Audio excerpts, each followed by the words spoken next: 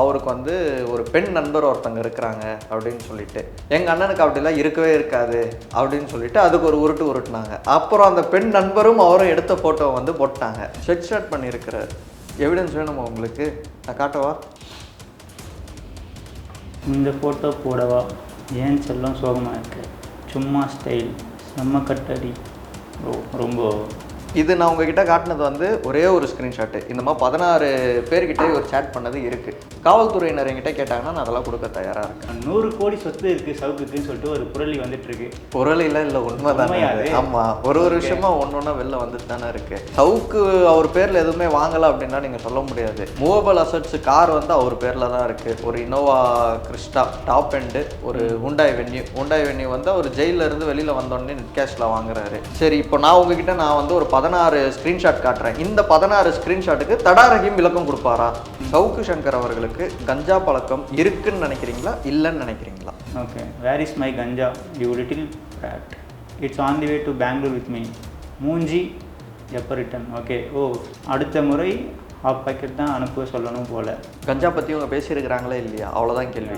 இருக்கு. கஞ்சா பழக்கம் இவங்களுக்கு இருக்கா இல்லையா? நிறைய வெட்டிங்ஸ் உள்ள இருக்கு. ஆமாம், இவர் தானே கஞ்சா எடுத்துகிட்டு வந்திருக்கிறாரு. ஃபெலிக்ஸ் எல்லாம் வந்து நான் ஒரு இமேஜில் வச்சுருந்தேன். நான் நல்ல ஒரு ஜேர்னலிஸ்ட்டு, சீனியர் ஜேர்னலிஸ்ட்டு, அங்கங்கன்னு ஒர்க் பண்ணியிருக்கிறாரு, நல்லா கஷ்டப்பட்டு மேலே வந்திருக்கிறாரு, எல்லாமே ஓகே. ஆனால் பிஹைண்ட் த ஸ்க்ரீனில் பார்த்தீங்க அப்படின்னா கன்றாவியாக இருக்குது. ஒரு விஷயமும் ஃபுல்லாகவே பெண்கள் பற்றிய விஷயம்தான். ஃபெலிக்ஸ் இந்த மாதிரி தப்பு பண்ணுறாருன்னா அவங்க ஒய்ஃபு ஸ்டார்டிங்கே கூப்பிட்டு கண்டிச்சிருந்தாங்கன்னா இன்றைக்கி மற்ற விஷயங்கள் வந்து எதுவும் வெளில வந்திருக்காது. சிட்டி ஃபாக்ஸ் மீடியா நேயர்களுக்கு வணக்கம். இன்றைய அரசியல் குறித்து பேசுவதற்காக நம்முடைய இருந்திருப்பவர் டைம்ஸ் ஆஃப் தமிழ்நாட்டின் யூடியூப் நிறுவனர் பிரதீப் அவர்கள். வணக்கம் சார். வணக்கம் பிரதர். சவுக்கு அவர்கள் இன்றைய தேதிக்கு அவர் மீது எவ்வளோ வழக்கு போடப்பட்டிருக்கு? பல வழக்குகள். குறிப்பாக பார்த்தீங்கன்னா ஃபஸ்ட்டு போட்ட வழக்கு வந்து இதுதான். கோயம்புத்தூரில் வந்து சிசிபியில் ஒரு கம்ப்ளைண்ட் சைபர் கிரைமில் ரிசீவ் பண்ணுறாங்க. பெண் காவலர்களை வந்து இழிவாக பேசிட்டார் அப்படின்னு சொல்லிட்டு அந்த வழக்குக்கு தான் வந்து அவரை கைதும் பண்ணுறாங்க. தேனியிலேருந்து கைது பண்ணிவிட்டு இவரை ஸ்பாட்டுக்கு கூட கூப்பிட்டு போகலை, அதாவது சைபர் கிரைமுக்கு.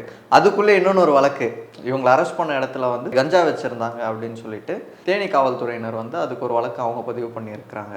அதுக்கடுத்து பார்த்தீங்கன்னா உங்களுக்கு இந்த பெண் காவலர்களை இழிவாக பேசியிருக்கிறாரு பார்த்தீங்களா, இது ரிலேட்டடாக தான் உங்களுக்கு திருச்சிலையும் ஒரு வழக்கு ஃபைல் பண்ணுறாங்க, மதுரையில் போடுறாங்க, பல்வேறு இடங்களில் வந்து போடுறாங்க. புதிதாக வேறு ஏதாவது வழக்குகள் போடப்பட்டிருக்கா அப்படின்னா இந்த சிஎம்டிஏ உடைய ஃபைல்ஸை வந்து வெளியிட்டுட்டாரு.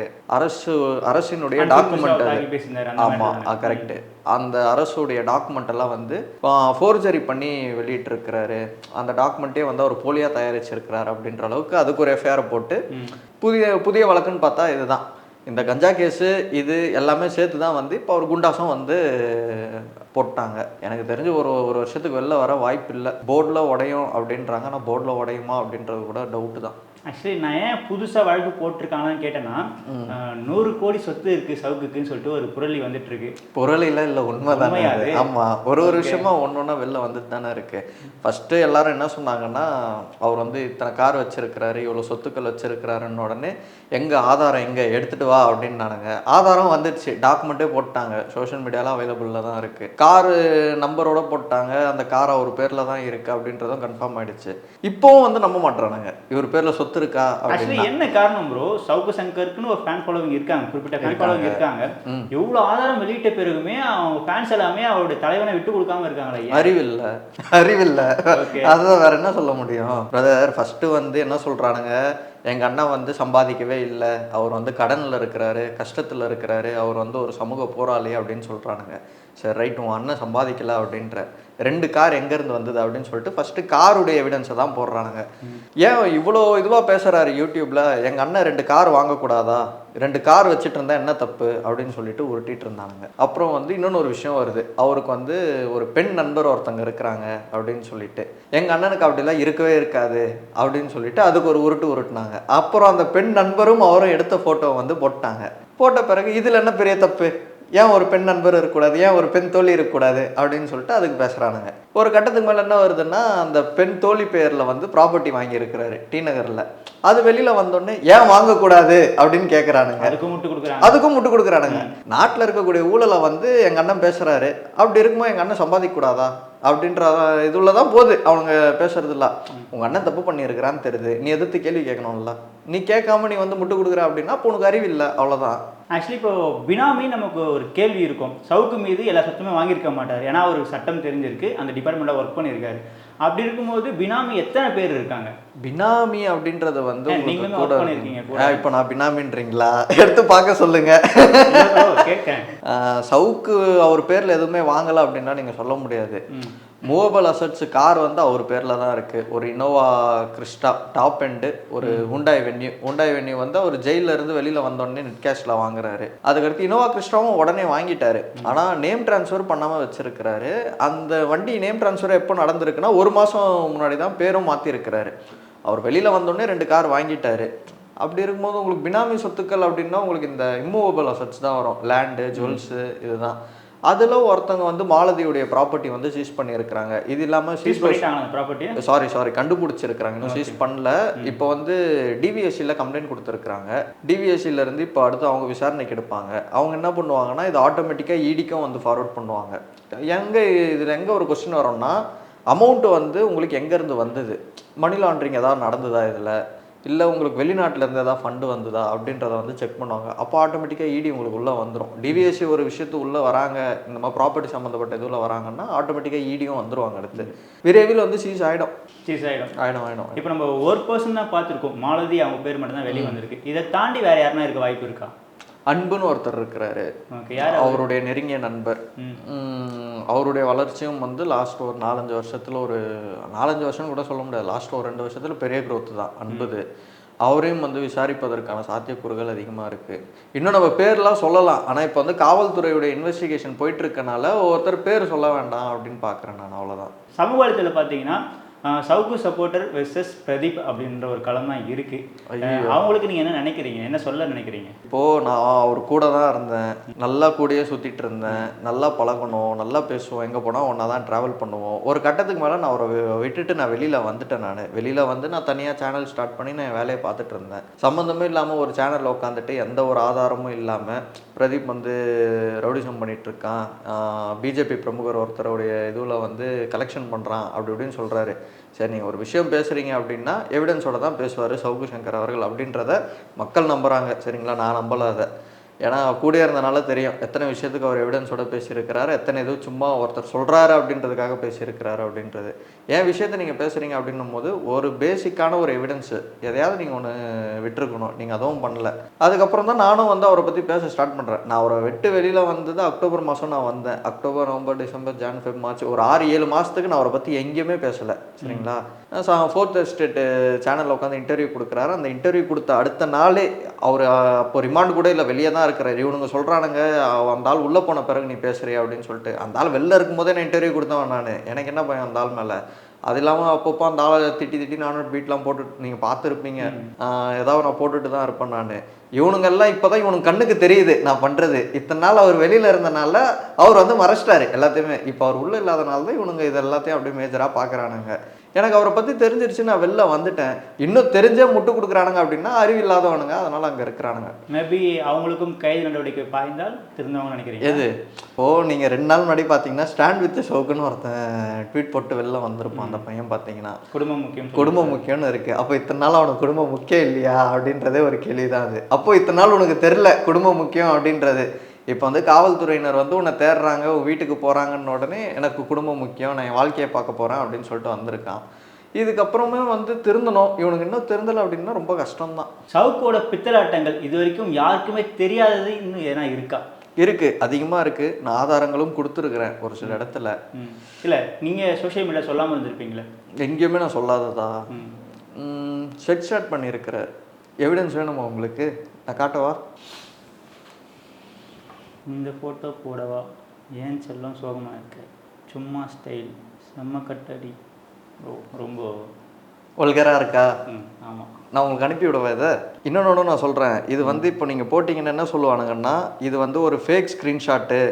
ஆமாம், எனக்கு மேலே டவுட் இருந்தது. உங்களுக்கும் டவுட் இருக்கா? ஃபேக் பிளாக் வரேன் ஃபேக் ஸ்க்ரீன்ஷாட் இருந்தாலும் சொல்கிறீங்க. இந்த ஃபேஸ்புக் அக்கௌண்ட் யாருதுன்னு நீங்களே செக் பண்ணிக்கோங்க. சங்கரி அவரு தான்.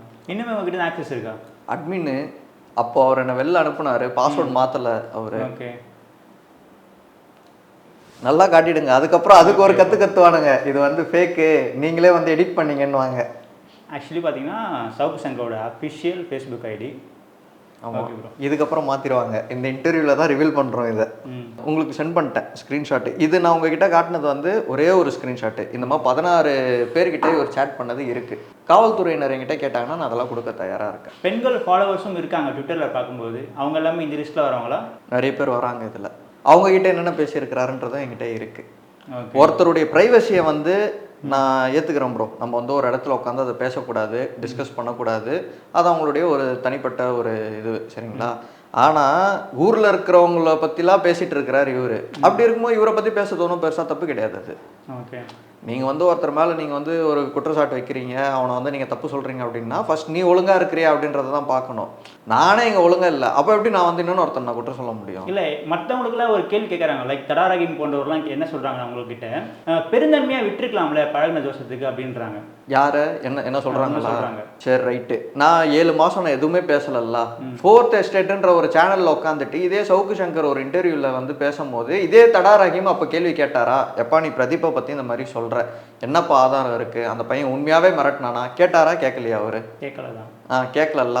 சரி, இப்போ நான் உங்ககிட்ட நான் வந்து ஒரு 16 ஸ்க்ரீன்ஷாட் காட்டுறேன். இந்த 16 ஸ்க்ரீன்ஷாட்டுக்கு தடாரகிம் விளக்கம் கொடுப்பாரா? சங்கர் உண்மையாகவே இந்த பொண்ணும் கூடலாம் பேசலை அப்படின்றத தடாரகிம் சொல்லுவாரா? இதெல்லாம் வந்து 5 வருஷத்துக்கு முன்னாடி 6 வருஷத்துக்கு முன்னாடி நடந்த கதைலாம் கிடையாது. எல்லாமே சமீபத்தில் நடந்தது. அவர் கூட இந்த ஃபேன்ஸ்னு வராங்க பார்த்தீங்களா, அவங்கள எந்த அளவுக்குலாம் வந்து அவர் ஹர்ட் பண்ணியிருக்கிறாரு அப்படின்றதும் இருக்குது இதில். பிரதர், நான் உங்ககிட்ட ஓப்பனாக காட்டிட்டேன், நீங்கள் எடுத்து பார்த்துக்கோங்க அப்படின்னு சொல்லிட்டேன். நீங்களும் அக்கௌண்ட் பார்த்துட்டீங்க. அது உண்மையாக போயான்னு உங்களுக்கே தெரியும். இப்போது பிரதர், ஒரு பார்வையில் வந்து சவுக்கு சங்கர் மீது கஞ்சா போடப்பட்டது, கஞ்சா சங்கருமே பதிவு செய்கிறாங்க. ஆனால் இன்னொரு தகவல் என்ன படுதுன்னா, கொக்கைன் யூஸ் பண்ணுறாருன்ற மாதிரி சொல்லப்படுது. இவர் ட்ரக்குக்கு எதிராக எந்த அளவுக்கு குரல் கொடுத்தாருன்னு எல்லாருக்குமே தெரியும். உண்மையிலேயே ஒரு கொக்கைன் யூஸ் பண்ணுறவரா? நான் உங்ககிட்ட நான் ஒரு பாயிண்ட் கேட்குறேன். சவுக்கு சங்கர் அவர்களுக்கு கஞ்சா பழக்கம் இருக்குன்னு நினைக்கிறீங்களா, இல்லைன்னு நினைக்கிறீங்களா? நான் ஸ்ட்ரெயிட்டாகவே ஸ்மோக் பண்ணி நான் பார்த்துருக்கேன், அவர் ஸ்மோக் பண்ணி. சரி, ஆனால் அவர் மேலே போடப்பட்டிருக்கக்கூடிய கஞ்சா வழக்கு வந்து நிறைய பேர் என்ன சொல்கிறாங்கன்னா அது வந்து ஒரு பொய் வழக்கு அப்படின்னு தானே சொல்கிறாங்க. சவுக்கு சங்கர் அவர்களும் இந்த வழக்குல மாட்டின ராஜரத்தினம்னு இருக்கிறார்ல, அவங்க 2 பேரும் வந்து கஞ்சாவை பத்தி டிஸ்கஸ் பண்ணி இருக்கிறாங்க. அதுக்கான ஆதாரம் நான் உங்ககிட்ட காட்டவா? இருக்கா? இருக்கு, கொடுக்குறேன். ராஜரத்தினம் சக்கரவர்த்தியா? ஆமா, அவர் தான் வந்து இப்போ அந்த தேனி காவல்துறையினரால் கஞ்சா வழக்கில் கைது செய்யப்பட்டிருக்கு. பிஏன்னு சொல்லியிருந்தாங்களா அவரா? இல்ல அது வந்து பிரபு.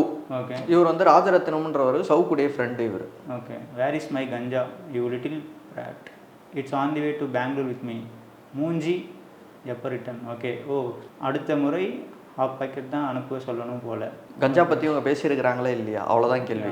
இருக்கு. கஞ்சா பழக்கம் இவங்களுக்கு இருக்கா இல்லையா? நிறைய வெட்டிங்ஸ் உள்ள இருக்கு. ஆமாம், இவர் தானே கஞ்சா எடுத்துகிட்டு வந்திருக்கிறாரு பெங்களூர்லேருந்து சவுக்கு.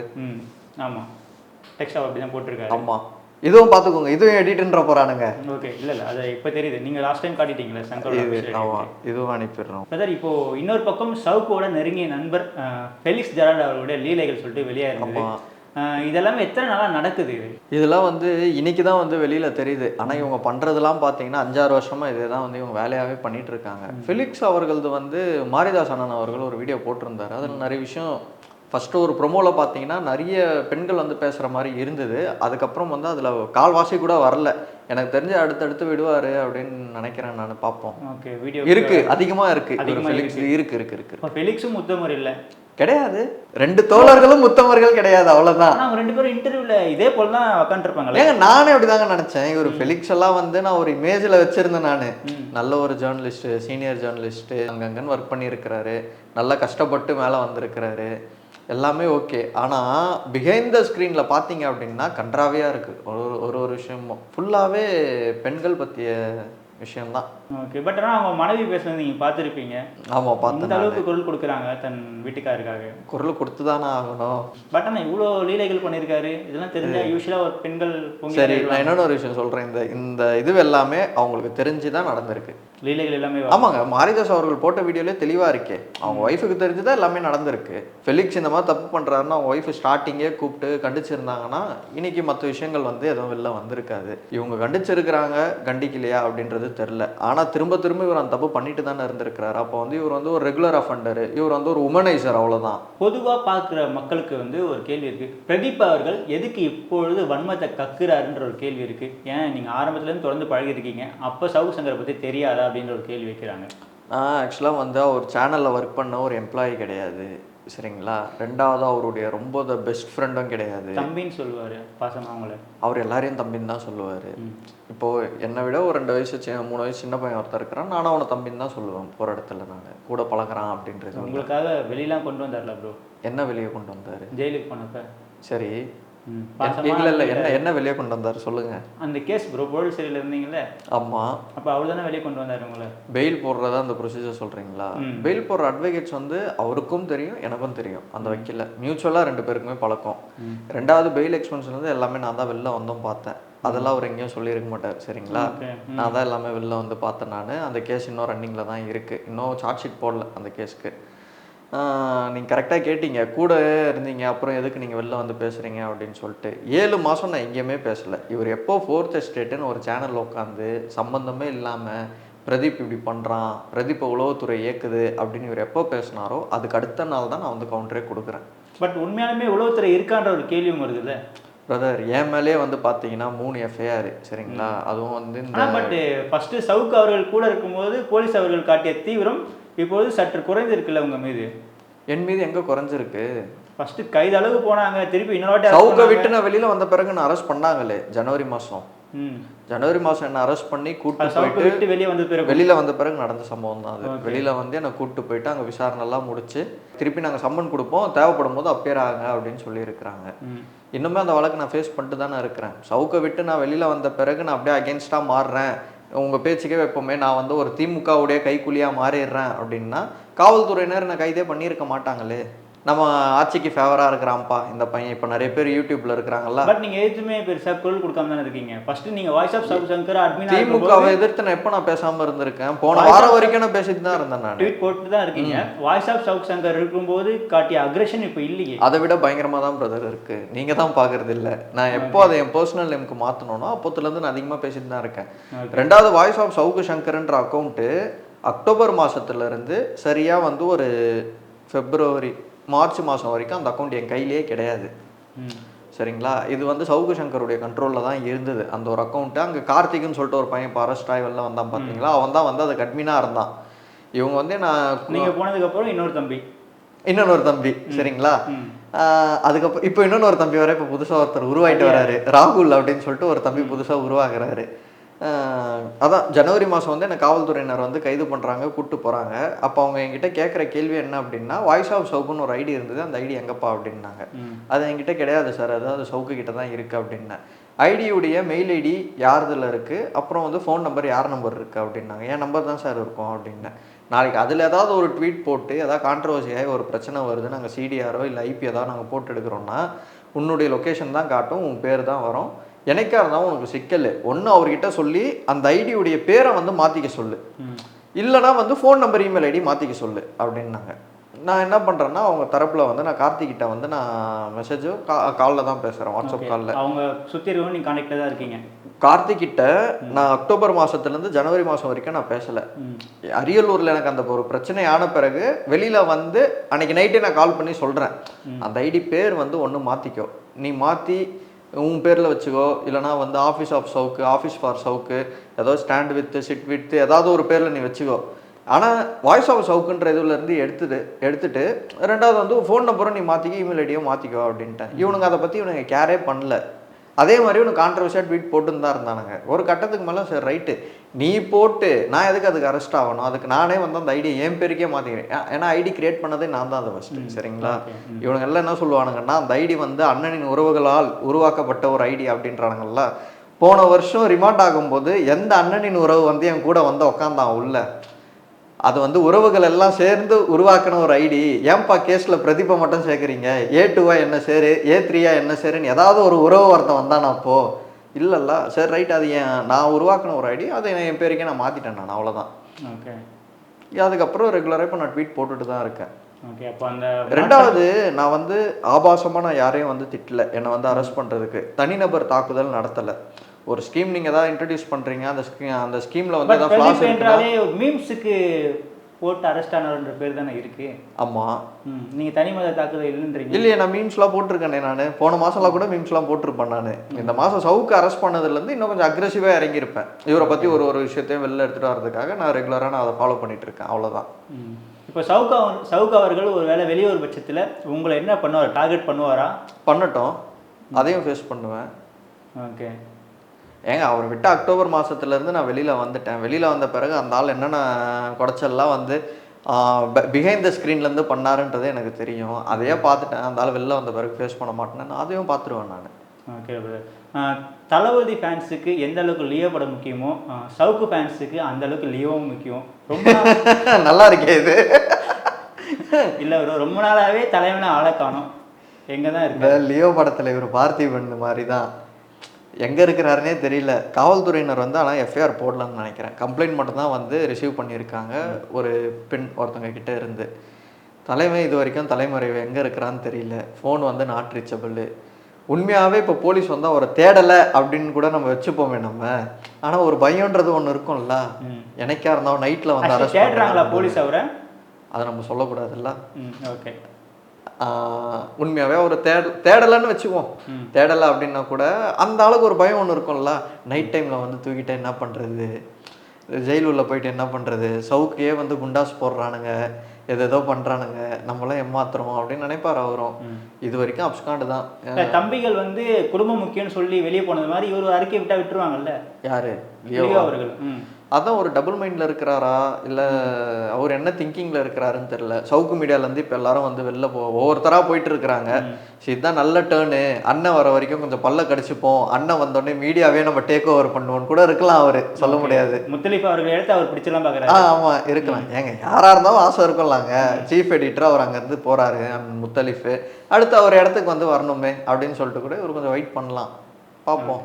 லியோ அவர்கள் இப்போ தலைமறைவு விரைவில்ங்களா இல்லை, சவுக்கு எப்போ வெளில வராரோ அப்போதான் லியோ வெளில வருவார். பார்ப்போம். ஓகே. சவுக்கு வந்தால் லியோ வெளில வருவார். Okay brother. இந்த சவுக்கோட கேஸ் வழக்கில் அடுத்து எதை நோக்கி போக போகுது? குண்டாஸ் போட்டாங்க.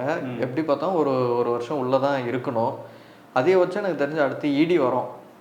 இடி வருவதற்கு வாய்ப்புகள் அதிகமாகவே இருக்குது. பிரதர், லாஜிக்காக ஒரு விஷயம் நீங்கள் யோசிங்க. டி நகரில் ஒரு ஆஃபீஸு, ஒரு 20 பேர் வேலை பார்க்குறாங்க. மாதம் கமிட்மெண்ட் எப்படி பார்த்தா ஒரு 15லேருந்து 20 லட்ச ரூபா. யூடியூப் சேனல் ரன் பண்ணுறவங்க நல்ல பெரிய சேனலாக இருந்தால் ஓகே, ப்ரொமோஷனாக அது இதுன்னு பண்ணி அப்போ கூட 15 லட்சம் எடுக்க முடியுமான்னு தெரில. போட்ட காசு எடுக்கிறது கஷ்டம்தான். இவரது இனிஷியல் சேனல் தான், சரிங்களா. ஒரு வீடியோஸும் நம்ம மில்லியன் வியூஸ்லாம் வந்து போகிற வீடியோஸில் எதுவும் கிடையாது. 15 லட்ச ரூபாய் இவர் அந்த கமிட்மெண்ட்டை வந்து இவரால் எப்படி ஃபுல்ஃபில் பண்ண முடியும்? கண்டிப்பாக வந்து யூடியூப் ரெவன்யூலேருந்து வந்த காசை வச்சு உங்களால் ரன் பண்ண முடியாது. அப்போ உங்களுக்கு அந்த காசு கொடுத்தது யார்? ஏன் அது வந்து ஒரு பொலிட்டீஷியனாக இருக்கக்கூடாது? யார் அவங்க? எடப்பாடி பழனிசாமியா? நான் சொல்ல, நீங்கள் தான் சொல்கிறீங்க. இல்லை, தகவல் வருது இருக்கலாம். அதிமுக சார்ந்தவர்கள் இருக்கலாம். திமுகவுக்கு வந்து இவர் எதிர்த்து பேசுகிறார் அப்படின்னா எதிர்கட்சியாக இருக்கக்கூடிய அதிமுக அவரை சப்போர்ட் பண்ணுறதுல ஒன்றும் பெரிய தப்பு கிடையாது. அது ஓகே. இப்போது எடப்பாடி பழனிசாமி அவர்களுக்கும் அதிமுக தரப்புக்கும் தெரியும்ல, இப்போ இந்த ஃபண்டிங் நம்ம கொடுத்துருக்கோம், சவுக்கு மாட்டிக்கிட்டாரு, இடி வந்தால் நமக்கு ஆப்பு ஆகும் தெரியும். அதனால தானே இப்போ அவரை காப்பாற்றணும்னு சொல்லிட்டு அவ்வளோ தீவிரமாக இறங்குறாங்க. ஓகே, இந்த காரணம் தான், சப்போர்ட் பண்ணி பேசினதுக்காக இல்லை, நம்ம மாட்டக்கூடாதுன்றதுக்காக. நம்ம மாட்டக்கூடாதுன்றது தான், வேற என்ன. அதனால தான் அட்வொகேட்டை பாருங்கள், டெய்லி வந்து ப்ரெஸ் மீட் கொடுத்துட்ருக்குறாங்க. இவர் வழக்குக்கு இவர் மதுரை போனார்னா மதுரையிலேயும் வந்து ஒரு அட்வொகேட் டீம் போகுது, திருச்சி போனால் அங்கேயும் ஒரு டீம் போகுது, சென்னை வந்தால் அங்கேயும் ஒரு டீம் வருது, கோயம்புத்தூர் போனால் அங்கேயும் ஒரு டீம் போகுது. எல்லா இடத்துலையுமே வந்து அதிமுகவுடைய அட்வொகேட் விங் தான் வந்து ஆக்டிவாக வந்து செயல்படுறாங்க. இதை வந்து அவரை வழக்கிலேருந்து காப்பாற்றணும் அப்படின்றதையும் தாண்டி அங்கே இருக்கல ஒரு சிலர் முக்கிய புள்ளிகள் இன்வால்வ் ஆகிருப்பாங்களே இவர் விஷயத்தில், அவங்களுடைய பேர் எங்கேயும் வெளில வரக்கூடாது அப்படின்றது தான். சவுக்கு அவர்கள் சில மாதங்களுக்கு முன்பு தான் அதிமுக ஸ்டாண்ட் எடுத்தாரு, நமக்கு தெரியும். ஆனால் கொடநாடு கொலை வழக்கில் சம்மந்தம் இருக்குன்ற மாதிரி தகவல் வருது. இது எந்த அளவுக்கு உண்மை ப்ரோ? அது வந்து எனக்கு தெரியல அது எந்த அளவுக்கு வந்து. ஏன்னா நான் கூட ஒரு 2-3 பேர் ட்வீட்லாம் போட்டிருந்தாங்க. அது சம்மந்தப்பட்ட ஒரு ஆதாரங்கள்லாம் சவுக்கு கிட்ட இருக்குது. அந்த ஆதாரத்தை வச்சு எஸ்பி வேலுமணி அவர்களை மிரட்டி 7 கோடி ரூபாய் வரைக்கும் பணம் வாங்கினார் சவுக்கு சங்கர் அப்படின்னு சொல்லிட்டு போட்டிருந்தாங்க. அது எந்த அளவுக்கு உண்மை போய் அப்படின்றது வந்து தெரியல. ஆனால் இங்கே வந்து ஒரு கேள்வி ஒன்று எழுது, என்ன அப்படின்னா 2 வருஷம் 3 வருஷம் முன்னாடி சவுக்கு சங்கர் அவர்கள் தான் கொடநாடு வழக்கை பற்றி ரொம்ப சீரியஸாக வந்து பேசிகிட்டு இருந்தார். அப்படி இருக்கக்கூடியவர் வந்து இப்போலாம் அதை பற்றி பேசுறதே கிடையாது. எடப்பாடி என்னும் ஆளுமை வாழ்க அப்படின்ற அளவுக்கு பேச ஆரம்பிச்சிட்டாரு.